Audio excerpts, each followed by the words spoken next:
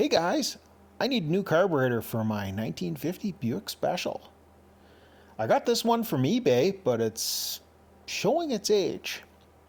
In part one, we did a bit of a teardown on this thing, made some good progress. Let's give it a good inspection, clean it up, and get it back together and functional. Thanks for watching. I've got the base for the carburetor with the throttle blades put in the vise here, and I just found something kind of interesting.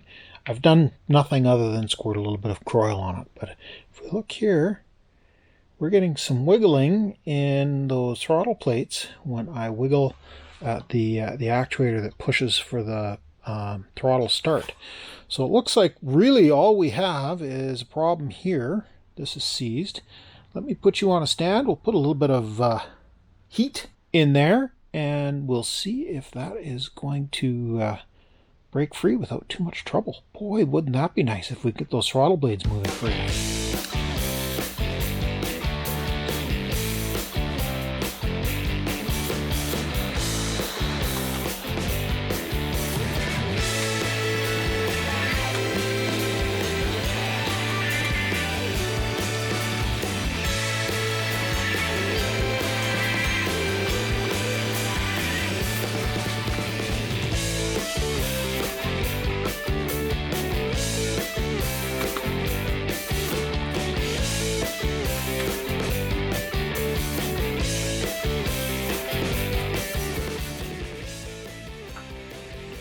Oh, we got movement.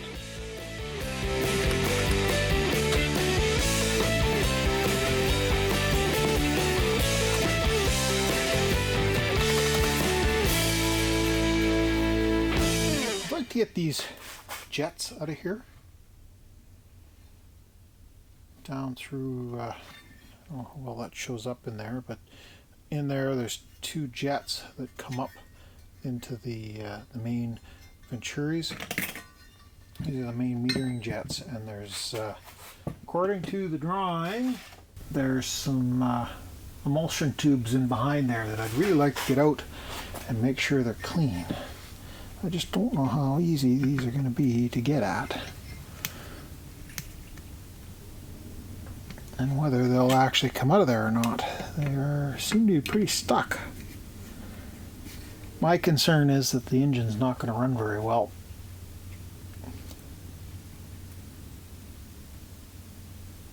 With a plugged emulsion tube. I'm able to get down on the flats of the jets with these long nose needle nose pliers, but they're not putting a whole lot of pressure on there. They're just kind of twisting and not popping those loose. I'm guessing that there is some sort of special tool it's necessary for that, which I obviously don't have. I don't think this carburetor has seen ethanol fuel, so hopefully there's not a bunch of crystallized ethanol in there.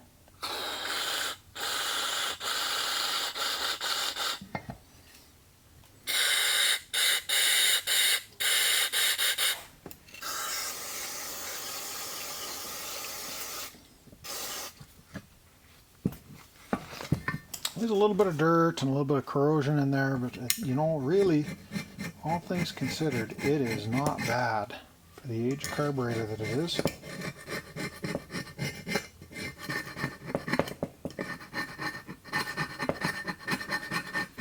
We didn't get this air bleed or whatever it is out of here. We got this side out, but we didn't get this one. I did squirt a bunch of stuff in there. Let's see if it made any difference. Doesn't appear to have. I put a little heat on it, and I could actually get it to click, click, click, click, but it's starting to strip out, and I don't think that that's a good idea. So basically I got it back where it was, and we're just going to leave well enough alone. There's not any dirt on these. Here's the one that goes on this side, and a little bit of crustiness around the threads that's holding it in place. But the rest of it doesn't look like it's in bad shape, so I think I'll just end up putting some carb cleaner through that and say good enough. Now I don't know what else we can take out of that. Well, let me mess with this a little bit more. I'm going to get this carburetor, strip down as far as I can, and then I think I'm going to fire up the ultrasonic cleaner, let it soak in there overnight, and we'll give it a try putting it back together tomorrow evening. I've got the ultrasonic cleaner set up here. I'm going to try something a little different here this time. We're going to use some Arizona Just Tea. Actually, just kidding. That's hot water with a little bit of dish soap, non-dish soap in it. We'll try that. I've never used dish soap before, but I have used the carburetor cleaner. That's pretty aggressive stuff, first off. And secondly, it is flammable liquid, so heating it is not necessarily a good idea. If this hot water bursts into flames, we got bigger problems. So our maximum is 30 minutes. Temp. Oh, that beeping's annoying. Let's run it up to 60. Turn that on. Put the float bowl in here. I think that's about all it's going to fit in. This is a small unit. It's about the size of a loaf of bread. And if you guys are going to buy a ultrasonic cleaner, get the one that's like twice this size. I think this one was, I forget how many liters it is, but it's too small. I'll turn this on here in a second. I won't make you guys listen to it because it's kind of like fingernails on a chalkboard kind of thing. And we'll come back tomorrow and see what it looks like. I've given this main float bowl body a couple of good rides through the ultrasonic cleaner, and I gotta say, I don't think I'm all that super impressed with the Dawn dish detergent and hot water method of cleaning. It did allow me to get this air bleed or an emulsion tube or whatever the heck it is out of there, so that's good. But yeah, I don't think it did a good job. You know, there's still a lot of residue in here that's kind of, I can scrape at it with my finger. Not great. I think it'll be just fine.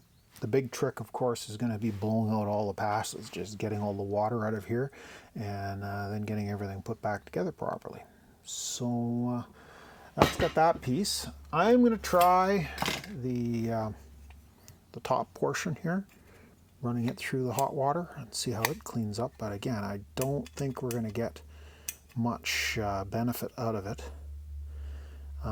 The advantage, of course, of the hot water is that it doesn't chew up the gaskets. So I imagine there's an O-ring that's in the top of this little valve piece here.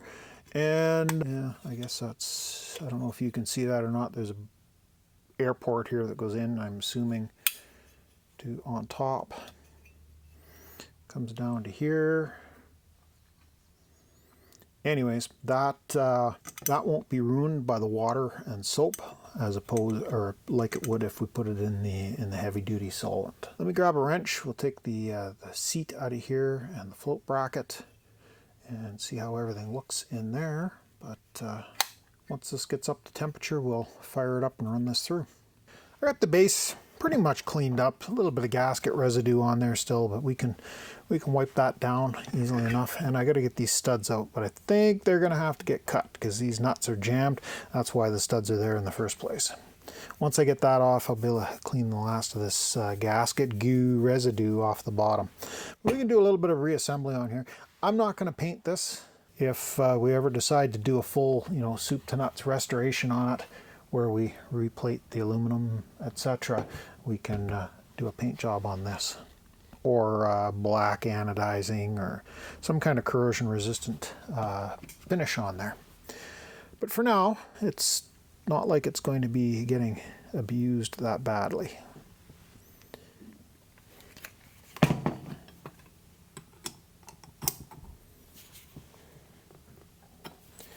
I have gone through, kind of wire wheeled everything up here, and I've gone into all of the ports with carb cleaner, blowing them through with compressed air, and everything's looking good. There is a problem here on this side with kind of a spring. I'm not exactly sure how all of this is supposed to fit together, but that I suspect is part of the fast idle circuit and part of the automatic choke, which, let's face it, for the little bit of use the car is going to get, we're not going to need an automatic choke.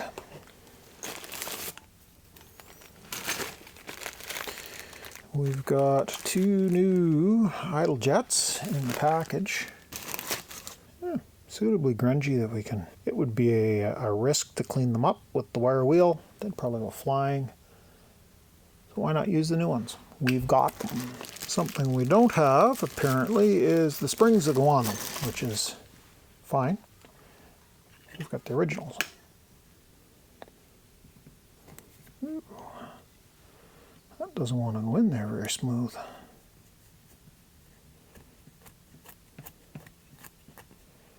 That side's better. So we're fully seated. I don't want to crank it down too far horizontal. So about half. 1 1/2. Not necessarily perfect, but hopefully that'll put us in the ballpark.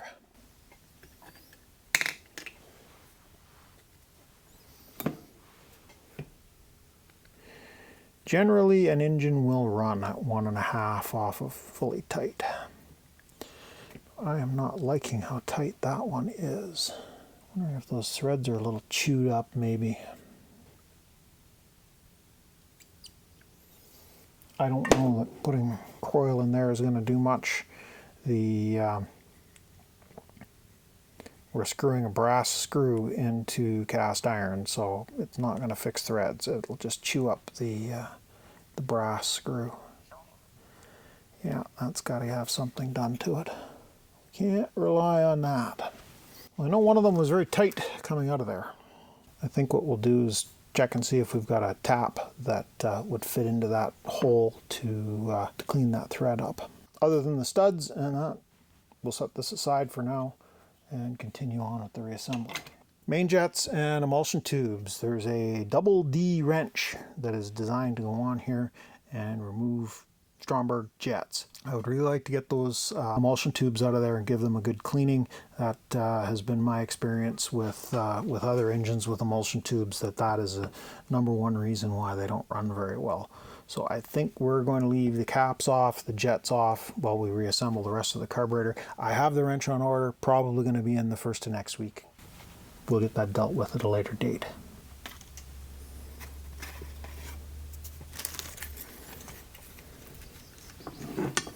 That looks reasonable. I've left the accelerator pump soaking in the coil overnight, and it's not perfect, but with just a little bit of a pry out on it, it has, softened up. It's got a flare on it, and we push it in here. I don't know how well this will show up for you guys, but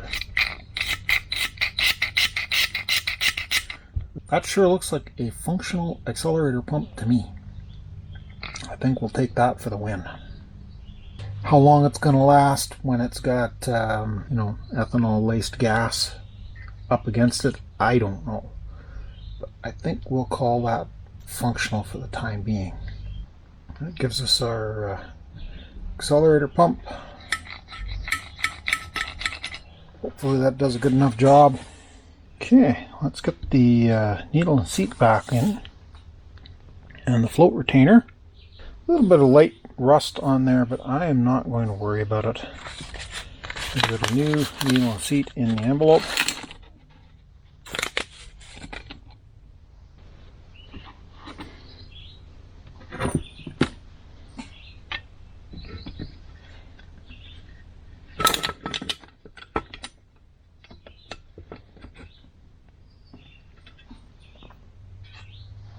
Here's the float. Our new needle.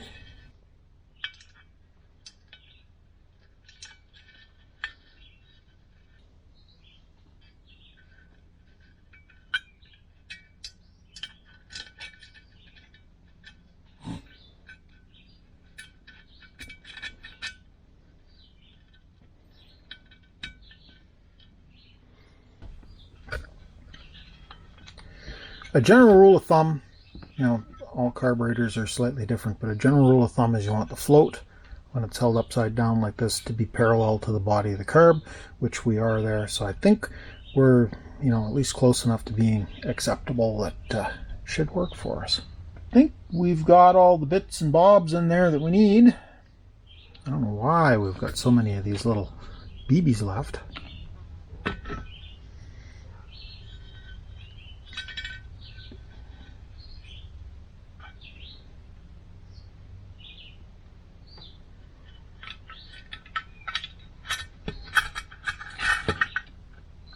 It might help if we put a gasket on there, wouldn't it?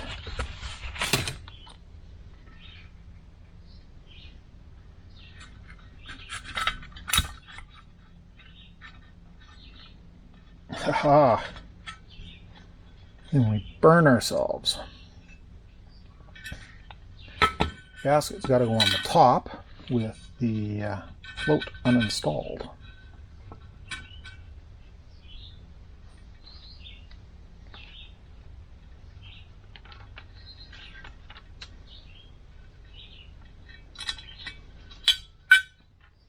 There we are. That looks better.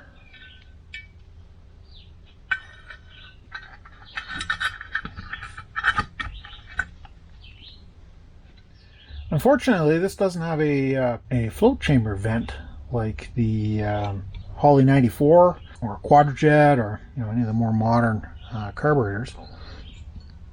I suspect we've got a vent in something like this. It's just it's not as convenient as say a Quadrajet.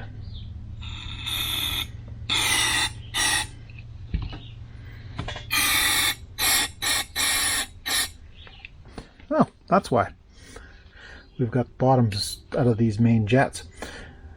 I'm not going to worry about that for now. We have to change out those two main jets, clean those emulsion tubes, and fix the threads for this idle jet. But I think that's going to. It's a couple days later, and we've got a Stromberg jet wrench from Speedway Motors. This is apparently the tool we need to get jets out of a Stromberg carburetor. However, this I'm guessing is more aimed at the Stromberg 97, which is used on flathead Ford V8s. I don't know how well that shows up in the lighting we got here, but it's a double D, meaning a D and a D with flats on the side. Looks to be the right shape. Whether it's the right size or not, I don't know. Let's see if we can get these jets to come out of here.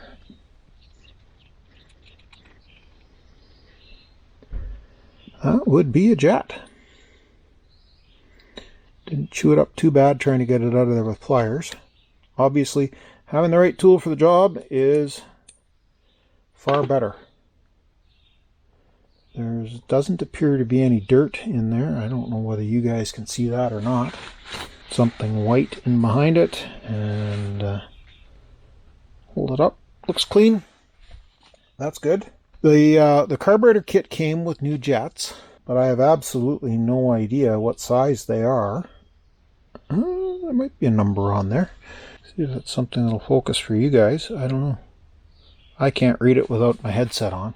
It says it's an 051. Let's see if I can see what it is on this. This is an 045. I think we're going to put the originals back in. The good news there is that if we find that the carburetor is not getting enough fuel, if we're running lean, we can always add the bigger jets. Well, that's interesting. The one out of this side is definitely a 45. And this one, I didn't chew it up, but the last digit is definitely a 4. I can't tell if it's a 34 or a 54, but it's definitely a different jet. I have to remember that when we go to put them back together and make sure we get them in the right side. I don't know what the reason is. Maybe somebody was just messing around and put the wrong parts in. Who knows? I know absolutely nothing about the history of this carburetor. It's just something I got off eBay. The next thing we'll need to do is get those emulsifier tubes out of there. But before we do that, got a tap. According to my thread gauge, the jets are 32 threads per inch. Looks to be about a 1032, so we'll just spin that in. In the first video in this one, the jet just didn't want to thread into that cast iron base quite right. And I didn't want to force it and wreck the brass jet.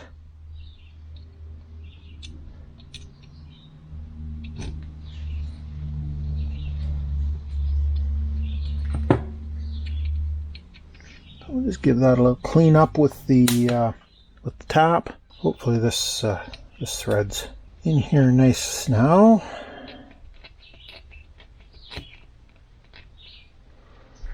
Take it in all the way and then bring it up 1.5 turns. 1.5 turns, that should get us in the ballpark of where we need to be. Something tells me that they are not going to want to come out of there easily.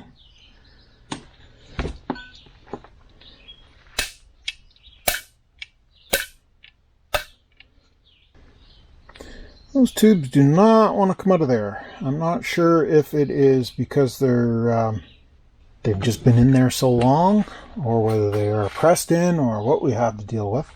We'll try a couple of different techniques here and see if we can convince them to come out. But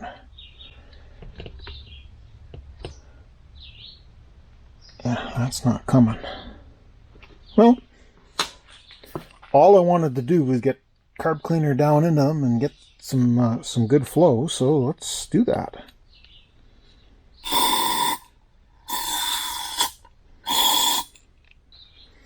I think we're in good shape here. Okay, we got plugs we got to put in. I'm going to go give those a little clean up with the wire wheel. They appear, I don't know, they might be brass, but they kind of look like they're rusty, so they're probably steel. We've got new seal O-rings or seal washers to go on there, so let me go clean these up and then we can stuff them in there. Plug cleaned up not too bad, but they certainly fit the hole, so we'll go with it.